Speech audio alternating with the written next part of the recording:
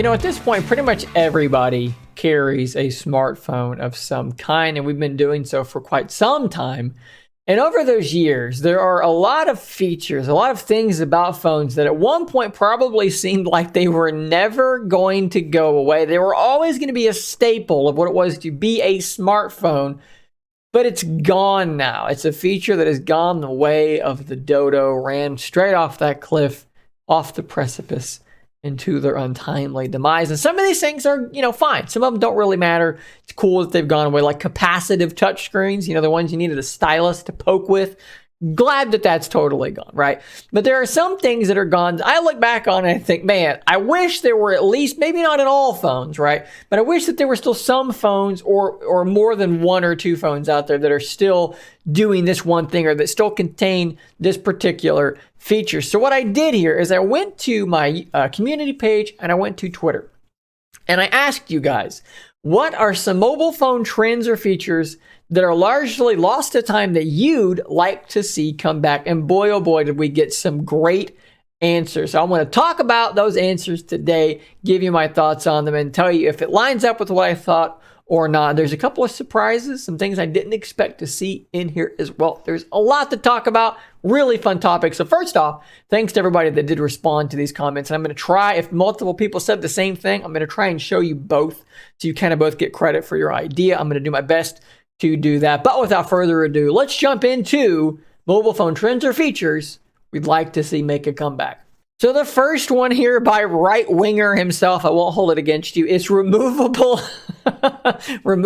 batteries, right? And that's, man, that is such a big one. I can't tell you how many times through my history that I've had a phone that's locked up or whatever, and I've popped the battery out to quickly reset it, or carry two batteries, have an extra battery, pop it out, pop the new battery in, bada bing, bada boom, I'm full charge and I'm ready to go. Now, a couple people I think did also say removable batteries. Looks like Elvin said the same thing. Cornell said the same thing. If we go over here to Twitter, we've got Steve Litchfield, Arnold Garcia, Basil, and Robodactyl all said removable batteries. And again, that's something that, yeah, it's great for a number of different things, but being able to extend that battery is really cool. Now, obviously, with the designs of phones, everybody went to glass and these sorts of things. Not being able to actually take the phones back off has a lot to do with it. But I 100% agree. I'd love to see removable batteries make some kind of a comeback. Great answer. Let's go to the next one.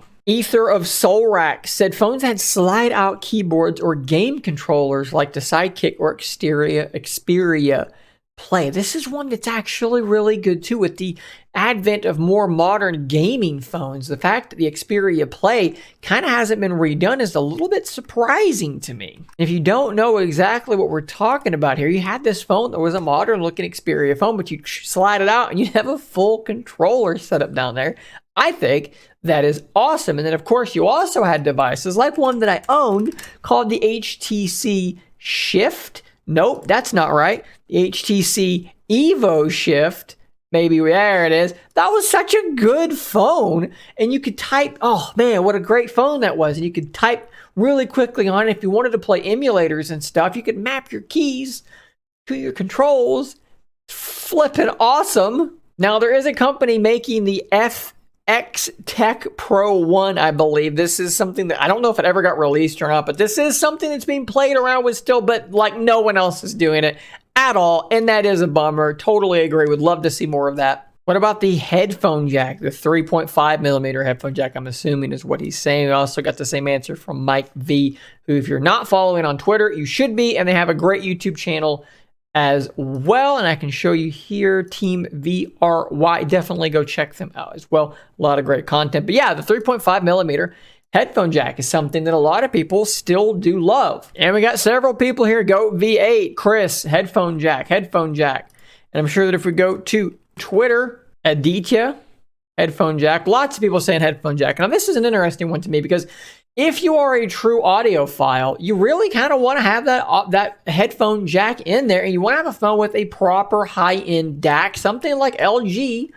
was known for doing, but unfortunately, LG is now gone. So if you want to have a wired headphone setup, you kind of have to use a USB-C to 3.5 millimeter jack, and the quality there is not always that great. Now, Bluetooth is getting better, but it's still not quite there in terms of latency as well. So if you're a gamer, that's why a lot of these, Asus ROG phones, these gaming phones, have headphone jacks, because the latency is still perceivable if you're trying to game on there. So a lot of people still do want headphone jacks. Personally, for me, I don't really care anymore. I have been using, wireless earbuds for so long, and the audio quality is fine for me, and I don't game on my phone really. So for me, not a big deal for me, but I understand when people want their headphone jack back. Elvin also says memory expansion slot, and this is one I expected to see. The fact that on so many phones now, pop out your SIM and there's not an extra spot there for a micro SD card slot is honestly pretty frustrating. Now, I'm somebody that uses Google Photos and doesn't keep a ton of stuff directly on their device, so I don't use a ton of space. But I know a lot of people that definitely do. And if we scroll down here, a lion like Maine says the same thing. They use a lot of FLAC audio, games, videos in the highest modes. They use a lot of storage, and they would love to see that expandable storage as well. What about the physical keyboard? I believe a few people do mention that as well. We've got one more there. Michelle also mentions wanting something sort of like a BlackBerry Passport SE, but in modern terms, to have something like that proper keyboard. I think that's something that I definitely wish was more prevalent. I've talked about my love for the BlackBerry Key 1 and Key 2 devices with these great keyboards. I've said before, I can type fast on a touchscreen, but I can type accurately on a keyboard. I wind up not having to hit that backspace button nearly as often. And obviously, Unihertz with the Titan and the Titan Pocket are still around. Onward Mobility is still apparently making a BlackBerry phone in the very near future, I hope. But I'd love to see that be just in general a more popular thing to do.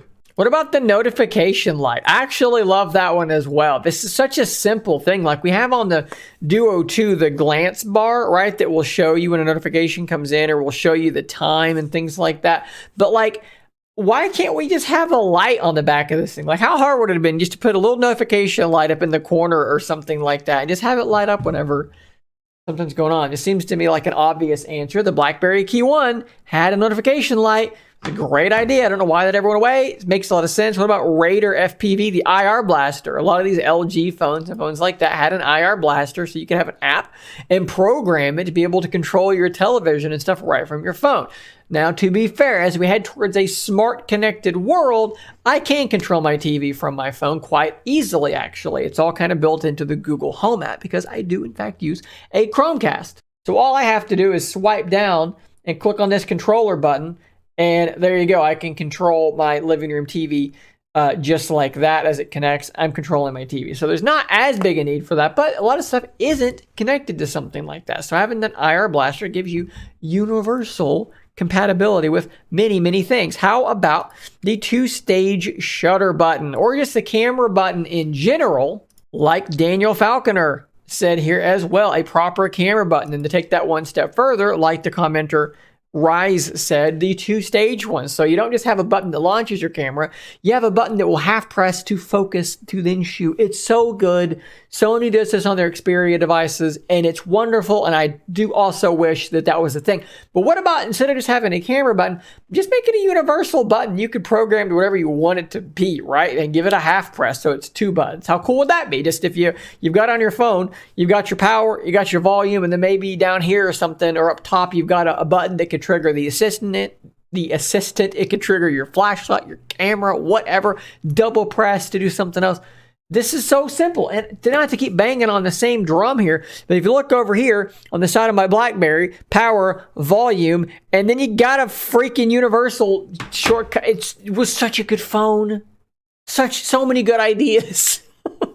I do want to point out here that Patelevision also said IR blaster. What about a smaller form factor? I mean, phones have gotten bigger and bigger and bigger to the point that something like the Pixel 5 is considered to be a compact phone, whereas, you jump back a handful of years, 5 years, and this would have been like a massive, massive phone. The iPhone, there's a mini iPhone that you can purchase as well. But what about something like Lewis here mentioned, like the Palm phone? They said how much they would love to have something like the Sony Ericsson S700 like this, but with modern specs, modern spec sheet, and something like that. The Tiny Palm Companion utterly failed, so I may be the only one. He says, I don't know. I mean, like I said, Unihertz is making the jelly, which is very similar to that, and I think it's an interesting idea. What about just in general? Plastic bodies are cheaper, lighter, more durable. I totally agree. I don't know why every phone needs to be made of fragile glass, and it's every year it's like, it's better glass. It's less fragile. It's still glass. It will still shatter when you drop it. You know what phones didn't shatter? The ones that were made of plastic and metal. Those things were fine. Now, I get for reception, metal's not always a great idea, but plastic is fine. And you can make plastic that feels really nice and premium, but you still have the benefit of it not being fragile glass. Now, this answer actually surprised me, and I kind of got it in a way from two different people. Lady Blah Blah says, no cameras on the phone. Very interesting. This person, Steve, also says, I prefer the phone to be communication-focused device. Camera is a separate module. So, let me kind of try and guess why you might want that. So, there's a musician, Jack White, who will make people, I think he, literally has you lock your phone away when you go into the concert so that you're not filming him on stage, so that you're present. You're physically, mentally present there at the concert. And I get that. I get the idea of we've got a camera, so we're constantly taking pictures, and we're not living our life. We're documenting it in photos that we're never going to go back and look at again. I totally get that. And if that's a problem, that you've got something that you do and you wish you didn't do, I can understand this perspective. But I'll tell you right now, a phone with no camera on it would not sell at all, because people love being able to take a picture when they need it and to send the thing off. Now, the idea of being able to choose your module is interesting too. And it's something that Google played with, actually, with a phone that you could slide components in and out and kind of customize it. So it's like, my phone's getting older. Well, let me upgrade the CPU. Pull out this little CPU brick and stick in a new one, and now you're up and running. I can't remember off the top of my head this modular smartphone concept. Someone drop it in the comments, because I don't want to have to Google it. I'm being lazy. You know what I'm talking about. But I do kind of understand where you're coming from on not wanting the camera on the phone so that you'll be more present. It's almost like that Palm phone, right? That you're not supposed to be on it all the time. It's supposed to just be in your pocket, right?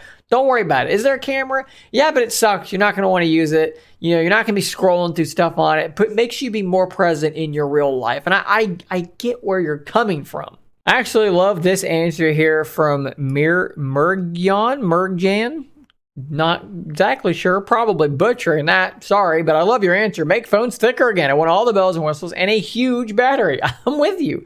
Things don't need to be super duper thin, right? And if the thing was thicker, right, put a better camera in there. Cameras need depth. We'll just fill the rest of the thing out with battery and have some badass crazy brick of a phone that will last 3 days. I think it makes total sense. Kahuna says bug-free software. I also would love to see bug-free software, but I would be curious to know when you think that has happened in the past and when we left it. What was the golden age for bug-free software? And then I want to end with one that I actually screen capped and put on Twitter as well by Michael O'Hara. OS upgrades, big oof in the little jab to Surface Duo there. Much deserved. Guys, I think this was a really fun video topic. This is an interesting one, things that we would like to have come back. I'm going to do another one. So watch out for a tweet and a community post where I'm going to ask features you want to see die. We're going to go the other direction. So be ruminating, be thinking, be watching for that post, and give me your best examples of features and trends that need to die on smartphones. Let me know if you liked this. Was this a fun video for you to watch and hear and to think about things in those bygone eras? Please do let me know in the comments down below. Guys, I'll see you on the next video. And until next time, stay nerdy, my friends.